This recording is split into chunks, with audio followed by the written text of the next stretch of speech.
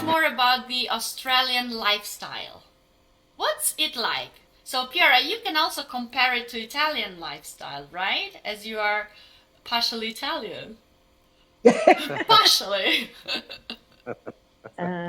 Okay, it's a very laid back, casual, depending on whether you're retired or not. Like Glenn's retired now, so it's a very relaxed lifestyle. Since we had COVID, a lot of people lost their jobs. Things have really changed since then because the city has become very, very quiet. We don't get a lot of tourists in Sydney. A lot of people are still working from home and haven't gone back to work in the city. So the city's very, very quiet. And they've been trying a lot of things to bring back money into the city, and it's just still very quiet. Still very quiet. I see. But also, because of the weather, there are a lot of outdoor activities that people do. Sports, of course, swimming, fishing, boating, then team sports, etc. Surfing, of course, being one of them. Yeah, and everybody possibly on the weekends go to the beach together and sit on the sand and play in the water. So the summer sport for us here is cricket. So there's a lot of cricket. Young children go to the beach and do what's called nippers, and they have activities on the beach, including swimming and racing. So the parents take their little kids to the beach, and it's always busy. There's always something going on there. That's nice. So while I was preparing myself for this video, I found that Australians are really into sports. Yes. Really into sports. Yes. Yep. You Very much confirm so. that. Yes. You confirm that. So during winter, Yeah. we play rugby league, which is football with all different states. There's also games that are played with New Zealand. Right. What's it called? Rugby. So that's called rugby.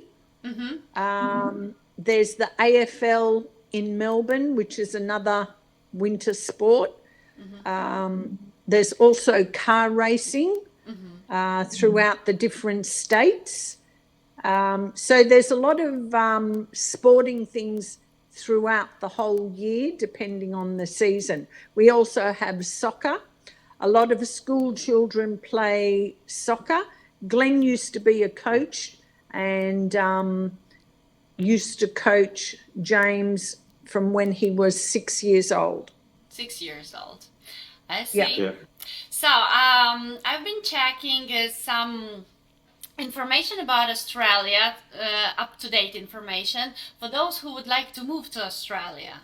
Lots of my students are asking me about the opportunities in Australia, and they are asking me about the job possibilities, job offers, and rents, the prices, if it's doable for them to find a job and to rent a house at the same time at once when they arrive. So I'm saying no, because at the moment rental properties are very expensive, and there's not a lot of rental properties available. They have to go through a process where they have to fill in a form and get approved before they actually even get in there. And you have to, it's like winning a jackpot. What do you have to write in that form? You have to have references. You have to have a good, steady job. Okay. And you need to basically qualify for a rental property and show that you have rented before, you will look after the place, you pay a bond, which is like 3 months rent in advance. So if there's any damages to the property while you're living there, when the lease expires and you move out, if there's damage, the landlord keeps the bond, which is the 3 months rent. 3 months rent. Well, the interesting fact is that they actually, I went to realestate.com AU and they like post the prices and the properties. So they give the price for the week, not for per month. Per week? Yes. Rather than Correct. per month. In Italy it's per month, right? So here I found something in Sussex Street. Do you know where it is? Yes. Sussex Yes. Street. Right. Yeah. In the city, right in the heart of the city. Right in the heart of the city, so it's city center, and they charge you like 1,100 Australian dollars per week.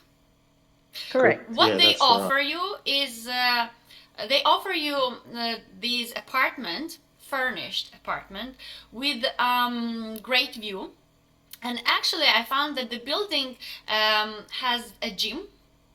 There's a gym in the building, there's a swimming pool in the building, and it's, as you said, is in the heart of the city. So you are in the city center. So it's like 1,100 per week.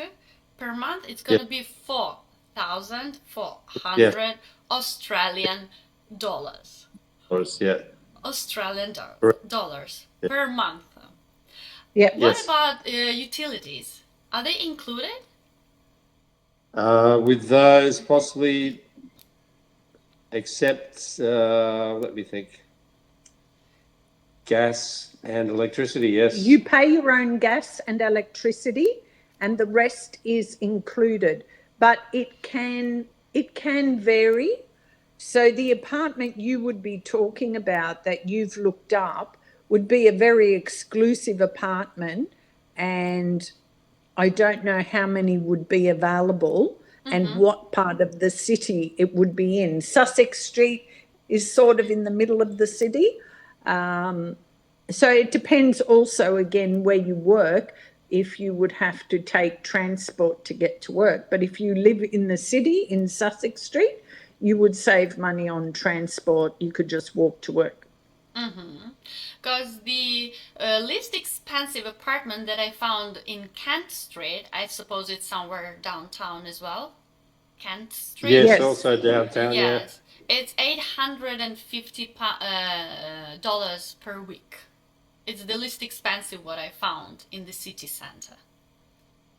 Yeah, correct. Yeah. And it's one bedroom, one bathroom, and one car park. Yes, that would be right. Yeah. So some don't even have a car park.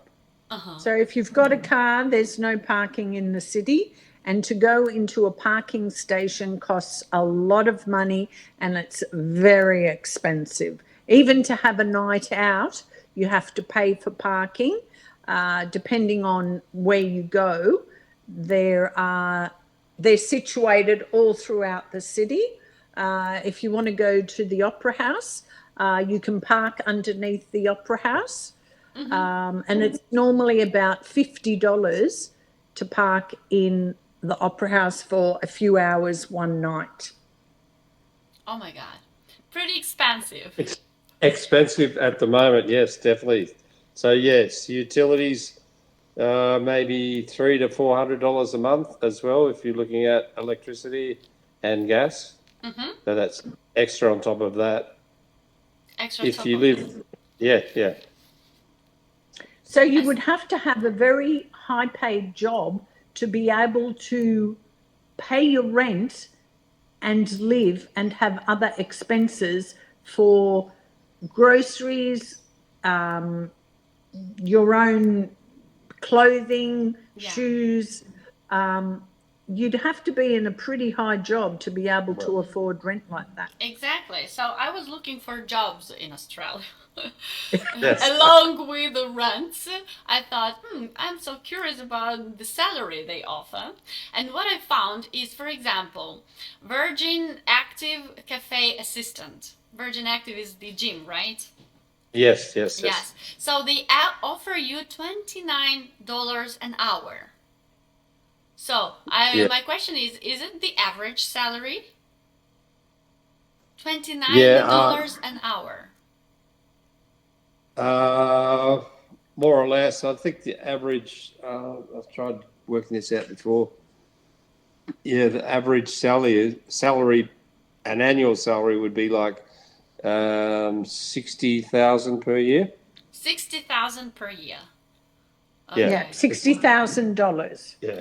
Some people have to do that with 2 or 3 jobs as well.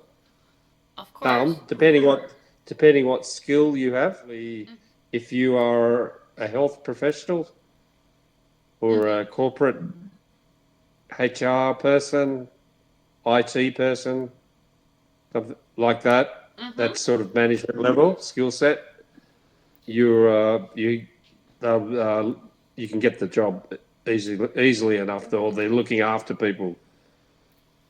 Okay, with those highly qualified, right? Highly qualified. Yeah. Highly people, qualified, yes. They have more job opportunities, and of course, the salary is higher. Yeah, yes, of course, yeah. But also, we have a shortage of skilled tradespeople. So, skilled people like electricians, mechanics, builders, all Nurses, doctors. that. Nurses, yes. And doctors, of course, yeah. There are more job opportunities in Australia for doctors and nurses rather than in England. Correct, yeah. Not far from that. Yeah, we feel probably we would be closer to Asia rather than being close to England. But a lot of people have come from England, like majority of people originally in the 1800s would have come to Australia from England. So that was the majority, but that type of population has changed now because it's such a broad mix. If you go to a place that's called Parramatta, there's over 100 nationalities living there. Oh my God, 100 nationalities.